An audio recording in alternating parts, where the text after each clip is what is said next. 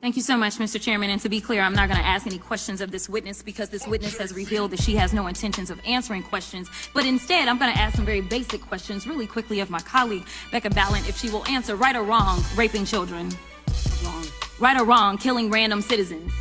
Definitely wrong. Right or wrong, enriching yourself as the sitting president of the United States. Definitely wrong. Okay, thank you, because I probably never would have got that with our witness. Our witness who somehow is a lawyer but does not understand how it works with witnesses. I'm not really sure what law school she went to and what all kind of cases she tried, but typically when you come into a space and somebody's a witness, then they sit there and they answer questions instead of asking questions. And then we also have this objection that we use as lawyers called non-responsive when a witness fails to actually answer the question. But nevertheless, let me address the survivors because that's exactly who they are. They are not victims, they are survivors. Let me say thank you for having more courage and moral clarity in your pinky fingers than the entire Department of Justice. We are currently the laughing stock of the world, partially because of the failed leadership within the DOJ as we see kings and queens falling everywhere around the world. But we don't know the basics of right and wrong in this country because it's not about partisanship. And that's why I applaud Thomas Massie, because he's the only person on the Republican side that has a backbone and knows how to stand up to corruption.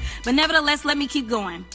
My Democratic colleagues have been attacked this entire committee hearing. They have been lied on, and frankly, the American people weren't looking for that. They were looking for answers about the corruption that they see coming from this administration.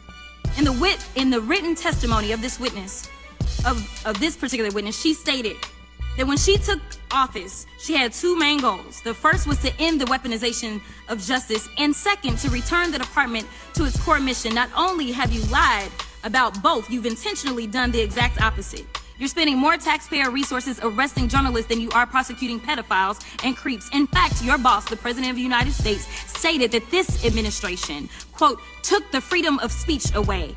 And at your direction, DOJ has arrested Don Lemon and Georgia Fort. And I might add that y'all actually had a judge that rejected y'all for trying to arrest Don Lemon before, just like the grand jury rejected y'all as it relates to Senator Kelly, just like a grand jury rejected y'all as it relates to Senator Slotkin, just like the case against Tish James was dismissed and the case against Mr. Comey was dismissed. I completely don't get how it is that you're sitting at the top of DOJ because you don't seem to be good at your job. You're spending more taxpayer resources arresting these journalists. In fact, we know after Georgia Fort and Don Lemon were arrested, we know that there were homes of journalists that were raided. We know that threatened prosecution against students protesting your actions and forced tech companies to remove apps used to track ISIS activities. But let's circle back to you protecting pedophiles and creeps, because I want to talk about the president and his possible involvement with Jeffrey Epstein. Now, I don't know what the president might have done with Jeffrey Epstein, but unlike this administration, I believe that facts matter. So let's talk about the facts. Fact number one, Donald Trump is one of the most named people in the Epstein files. At least 5,000 files contains more than 38,000 references to Trump, his wife, or Mar-a-Lago.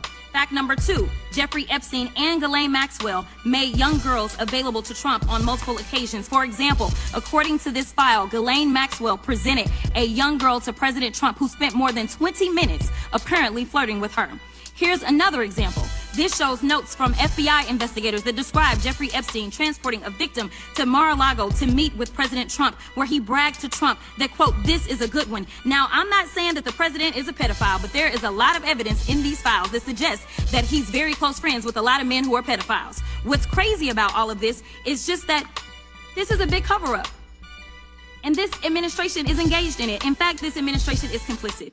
But there are numerous others, like how the DOJ is attempting to obstruct justice in the investigation of the rogue agents who have murdered American citizens, or how the DOJ seized voter data from Fulton County in an attempt to steal the 2026 midterm elections, or how federal agents have Tom Homan on tape accepting a bribe and your agency killed the investigation, or how your agency is ready to give the president a $230 million payday, which is unconstitutional. The Constitution is clear. The president shall not receive any payment except his salary while in office. The fact of the matter is that you will be remembered as one of the worst attorney generals in history, an attorney general who has prioritized obstruction over justice, corruption over the law, fealty to the president over loyalty to the Constitution. And Mr. Chairman, I will yield.